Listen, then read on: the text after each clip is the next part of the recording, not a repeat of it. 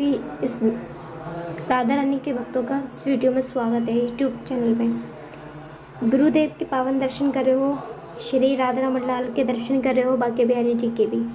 जो इतना सुंदर दृश्य है, गुरुदेव कुंड में पुष्प गुलाब के डालकर इतना सुंदर से सजाकर राधा रानी बांके बिहारी जी को उनको नौका में घुमा रहे हैं, नौका का आनंद दिला रहे हैं।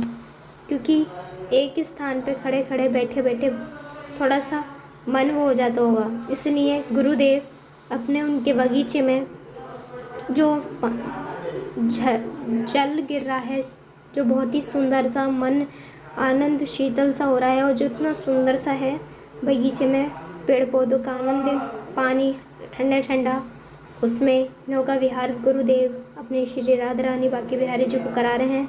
और जो बगीचे में फूल पुष्प जो फल लगे हैं, राधा रानी सरकार को अर्पित कर रहे हैं। उनको बहुत अच्छे से प्रेम भाव से अपना ये आनंद प्राप्त करा रहे हैं। प्रेमानंद महाराज जी को कौन नहीं जानता, उनका ये स्वरूप देखकर हर कोई, जो उनके सेवादार हैं, ये भी कोई साधारण नहीं है। इनके बारे में भी जानोगे, हैरान हो जाओगे। करोड़ों का बिजनेस छोड़कर, करोड़ों की प्रॉपर्टी छोड़कर प्रेमानंद महाराज जी के गुरुदेव के साथ में रहते हैं। इनके बारे में हर कोई जानकर हैरान हो जाता है, और इनके बारे में जो भी जानता है बहुत ज़्यादा हैरानी हो जाती है। क्यों? प्रेमानंद महाराज जी पहले शिव भगवान की आराधना करते थे, और अब शिव भगवान ने वो सेवा सौंप दी जो श्री राधा रानी सरकार के तीनों लोक की स्वामिनी जी की सेवा के लिए हर कोई व्याकुल रहता है। महादेव ने प्रेमानंद महाराज जी को सेवा से जोड़ दिया, जो बहुत भाग्यशाली परम विशेष भक्त के नसीब में होती है। ये राधा रानी सरकार की परम सेवा सभी भक्तों को, जो उनकी सेवादार हैं, गुरु की सेवा और राधा रानी की सेवा, उनसे ज़्यादा महान गुरु हैं जो उनके सेवादार हैं। एक तो गुरु महासंति की सेवा कर रहे हैं, दूसरे अपनी स्वामिनी राधा रानी सरकार की।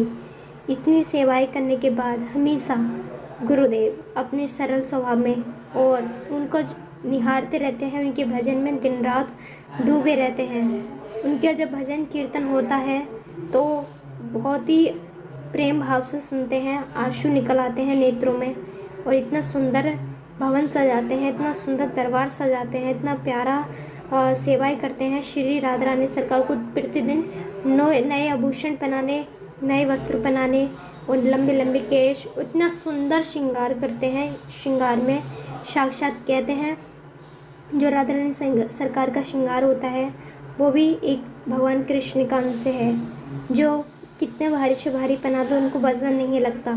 और राधा रानी श्रृंगार बहुत प्रिय है, जो बांके बिहारी जी का करते हैं तो उनको दर्पण दिखाया जाता है।